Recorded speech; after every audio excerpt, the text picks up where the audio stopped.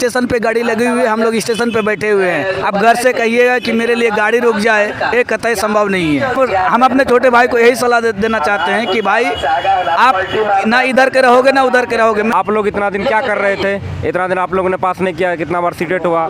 मान लीजिए बीटेट नहीं हुआ, लेकिन सीटेट तो कितना बार हुआ। और हमारी मांगे ऐसी होनी चाहिए जो सोचनीय हो और यथार्थ हो। वो लोग चाहता है कि ऐसे करके बहाली को फंसाना।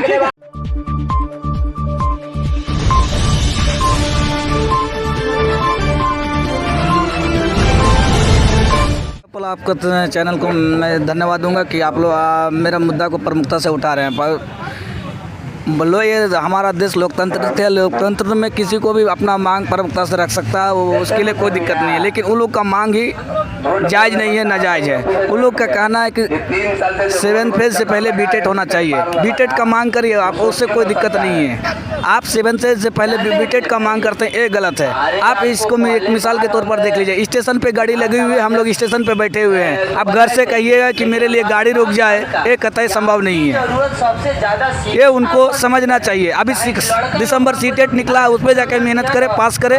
हम लोग भी उसका साथ देंगे, 8वें चरण में वो लोग भी आ जाए। अपने छोटे भाई को यही सलाह देना चाहते हैं कि भाई आप ना इधर के रहोगे ना उधर के रहोगे। मेरा एक आपसे बड़े भाई होने के नाते एक छोटी सलाह है कि आप आने वाला सीटेट का जो फॉर्म फिलअप निकल गया, डेट निकल गया कि दिसंबर में एग्जाम है, आप उसके लिए तैयारी करें। आपका सपोर्ट करेंगे, हमसे जो मदद होगा हम बन पड़ेगा वो करेंगे। और आपके लिए 8वां चरण में हम लोग भी साथ देंगे। आप किसी का आगे रोड़ा ना बने। आपका मांग जायज है 7 फेज के बाद। आप ये कह रहे हैं कि 7 फेज से पहले बीटेट होना चाहिए, ये मांग गलत है।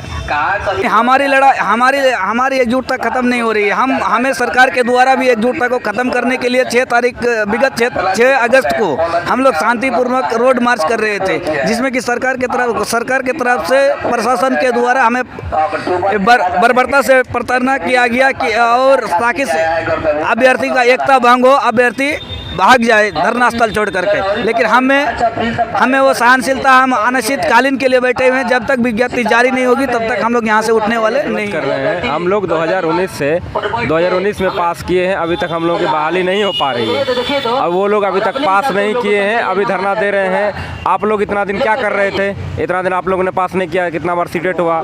मान लीजिए बीटेट नहीं हुआ, लेकिन सीटेट तो कितना बार हुआ। तो आप लोग एक भी बार सीटेट नहीं निकाल पाए। आज आप लोग हल्ला कर रहे हैं कि बीटेट लीजिए। आप लोग क्या बीटेट इतना दिन जो सीटेट नहीं निकाल पाए, आज बीटेट निकाल लेंगे?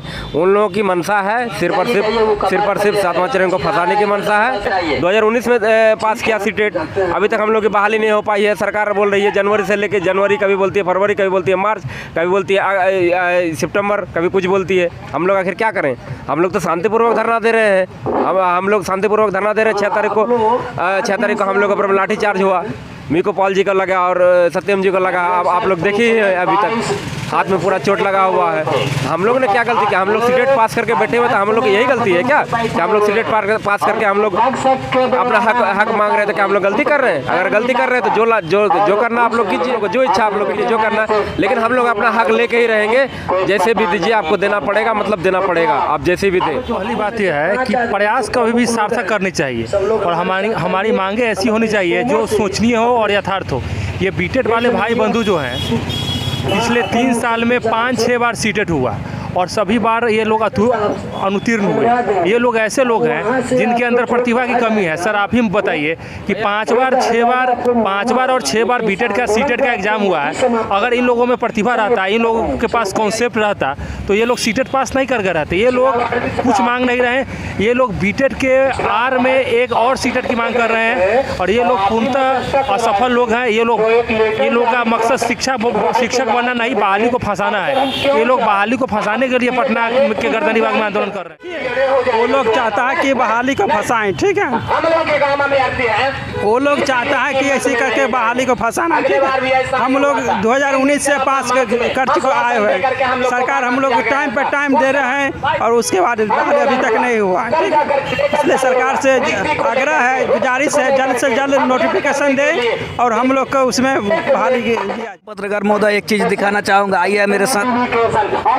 आप देख सकते हैं कि विभाग की तरफ से हमें क्या क्या आश्वासन दिया गया। जनवरी फरवरी में 7वें चरण प्राथमिक विज्ञप्ति शुरू, आप देख सकते हैं। मार्च में नियुक्ति प्रक्रिया शुरू, आप उधर यहाँ देख सकते हैं।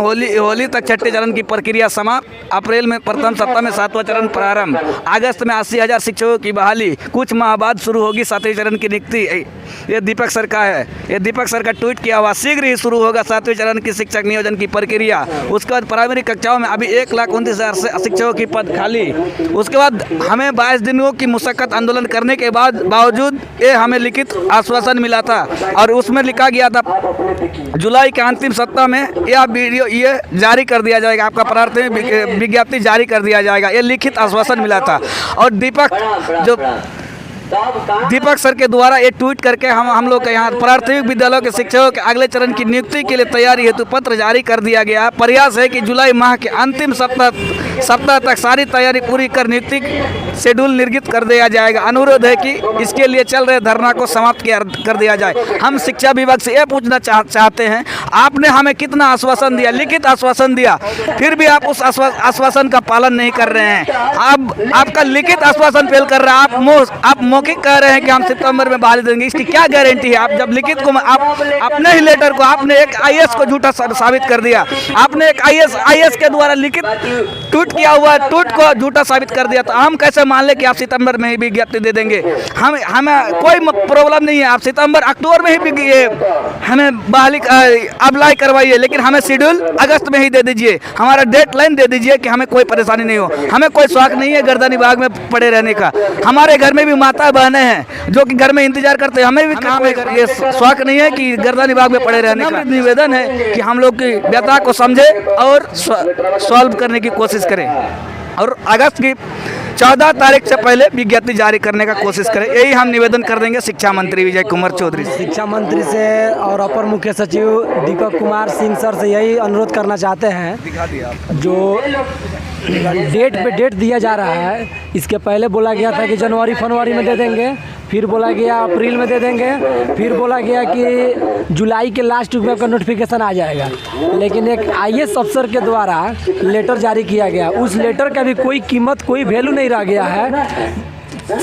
सीटेड बीटेड पास छात्रों को बरगलाया जा रहा है, डेट पे डेट दिया जा रहा है, लेकिन नोटिफिकेशन नहीं दिया जा रहा है। हमको ऐसा लग रहा है कि सरकार के कैलेंडर में जनवरी फरवरी और मार्च अप्रैल और जुलाई वो है ही नहीं है। वो लोग सिर्फ पलटने का काम जानते हैं, और उन लोगों के कैलेंडर में ये जुलाई माह रहता, अगस्त माह रहता, उन लोग के नोटिफिकेशन जरूर देते, जिसके चलते हम हमारे सभी साथी आज गर्दनी बाग के धरती पे आंदोलन कर रहे हैं। सरकार से यही हम गुजारिश करेंगे कि जल्द से जल्द 15 अगस्त के पहले हम लोगों का प्राथमिक नोटिफिकेशन जारी हो।